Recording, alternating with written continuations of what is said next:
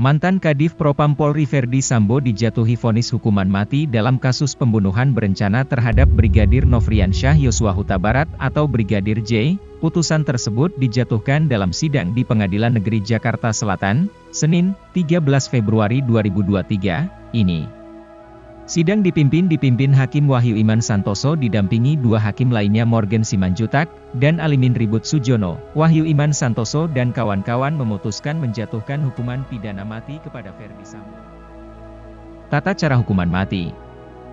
Kapan Ferdy Sambo dijatuhi dihukum mati, belum diketahui secara pasti kapan eksekusi itu dilakukan. Dikutip dari Kompas.com, pelaksanaan eksekusi hukuman mati diatur dalam Undang-Undang Nomor 2, PNPS, 1964 tentang tata cara pelaksanaan pidana mati yang dijatuhkan oleh pengadilan di lingkungan peradilan umum dan militer. Tata pelaksanaannya diatur dalam Peraturan Kapolri Nomor 12 Tahun 2010 tentang tata cara pelaksanaan pidana mati. Terpidana harus diberitahu 3 hari sebelum hari H pelaksanaan eksekusi. Hal ini diatur dalam Pasal 6 Ayat 1, U Nomor 2, PNPS, 1964. Ketentuan itu berbunyi 3 kali 24 jam sebelum pelaksanaan pidana mati, jaksa tersebut memberitahukan kepada terpidana tentang akan dilaksanakannya pidana mati tersebut.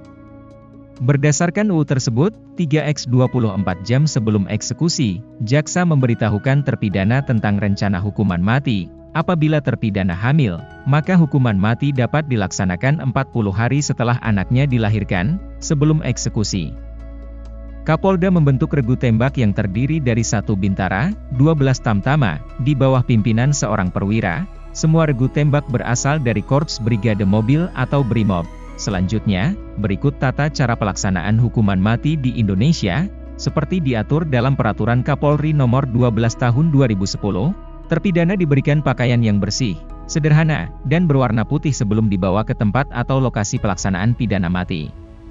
Bawa ke tempat atau lokasi pelaksanaan pidana mati, terpidana dapat didampingi oleh seorang rohaniawan. Regu pendukung telah siap di tempat yang telah ditentukan. 2 jam sebelum waktu pelaksanaan pidana mati, regu penembak telah siap di lokasi pelaksanaan pidana mati. 1 jam sebelum pelaksanaan dan berkumpul di daerah persiapan. Regu penembak mengatur posisi dan meletakkan 12 pucuk senjata api laras panjang di depan posisi tiang pelaksanaan pidana mati pada jarak 5 meter sampai 10 meter dan kembali ke daerah persiapan. Komandan pelaksana melaporkan kesiapan regunya kepada jaksa eksekutor dengan ucapan, "Lapor, pelaksanaan pidana mati siap." Jaksa eksekutor mengadakan pemeriksaan terakhir terhadap terpidana mati dan persenjataan yang digunakan untuk pelaksanaan pidana mati. Setelah pemeriksaan selesai, jaksa eksekutor kembali ke tempat semula dan memerintahkan kepada komandan pelaksana dengan ucapan, "Laksanakan." Kemudian komandan pelaksana mengulangi dengan ucapan, "Laksanakan, komandan."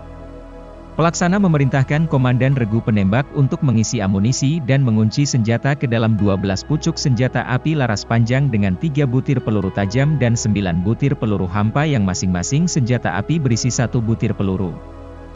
Disaksikan oleh jaksa eksekutor memerintahkan komandan regu 2 dengan anggota regunya untuk membawa terpidana ke posisi penembakan dan melepaskan borgol lalu mengikat kedua tangan dan kaki terpidana ke tiang penyangga pelaksanaan pidana mati dengan posisi berdiri, duduk, atau berlutut, kecuali ditentukan lain oleh jaksa.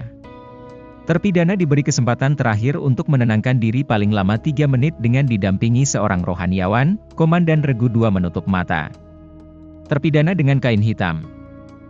Kecuali jika terpidana menolak, dokter memberi tanda berwarna hitam pada baju terpidana tepat pada posisi jantung sebagai sasaran penembakan, kemudian dokter dan regu 2 menjauhkan diri dari terpidana. Komandan Regu 2 melaporkan kepada jaksa eksekutor bahwa terpidana telah siap untuk dilaksanakan pidana mati. Jaksa eksekutor memberikan tanda, isyarat kepada komandan pelaksana untuk segera melaksanakan penembakan terhadap terpidana. Komandan pelaksana memberikan tanda, isyarat kepada komandan regu penembak untuk membawa regu penembak mengambil posisi dan mengambil senjata dengan posisi depan senjata dan menghadap ke arah terpidana. Komandan pelaksana menghunus pedang sebagai isyarat bagi regu penembak untuk membidik sasaran ke arah jantung terpidana. Komandan pelaksana mengacungkan pedang ke depan setinggi dagu sebagai isyarat kepada regu penembak untuk membuka kunci senjata. Komandan pelaksana menghentakkan pedang ke bawah pada posisi hormat pedang sebagai isyarat kepada regu penembak untuk melakukan penembakan secara serentak. Setelah penembakan selesai, komandan pelaksana menyarungkan pedang sebagai isyarat kepada regu penembak mengambil sikap depan senjata. Setelah penembakan, komandan pelaksana, jaksa eksekutor, dan dokter memeriksa kondisi terpidana. Apabila dokter mengatakan terpidana masih menunjukkan tanda-tanda kehidupan, maka jaksa memerintahkan komandan pelaksana untuk melakukan penembakan pengakhir. Pelaksanaan hukuman mati dinyatakan selesai saat dokter tidak lagi menemukan tanda-tanda kehidupan pada terpidana. Kemudian, komandan pelaksana pun melaporkan hasil penembakan kepada jaksa eksekutor dengan mengucapkan, pelaksanaan pidana mati selesai.